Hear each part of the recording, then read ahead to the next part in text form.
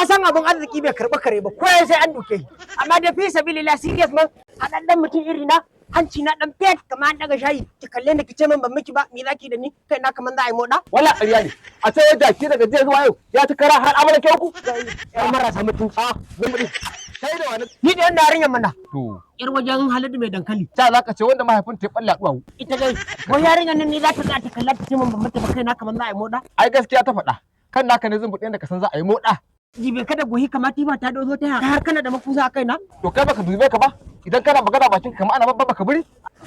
halitta Allah kake kuya ai kai ne ka fara ba ni na fara to ba kyau kuma duk mai kuya halitta Allah ranar gobe kiyama Allah zai ce tunda ni ban iya ba to kai in ba kai ba a kama azaba ka sani kenan kake ai na daina kuma ita ma da nace mata kai jami'a kama da kuru oil ai ta rama ta ce baki na kama karya a kofi kaga me amfani mu zo muna kuya halitta Allah dama ai da kushi halitta Allah wawa ne mahaukaci ne bai san me yake yi ba ko ga mutum iya kallon wani hei dariya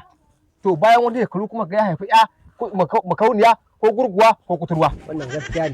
ne kai ba ma wani ba kai kanka baka fi karfin Allah ya canza maka halitta ba wallahi haka Allah mun tuba shi ne kawai za ka je ni wai zan je gurin dan bala na ji ana kiran sallah mu je mu samu jami'i gaskiya ka san din mai sallah a cikin jami'i to ba zai taba tozarta ba duniya da lahira shi ma hancin da kaga duniya tana mar gwadan kenwa tana mar rangajin agwagwa ai ba ruwansa da sallah gaskiya ne kuma kwanan nan za ta ma ati hawar da shi kware kwa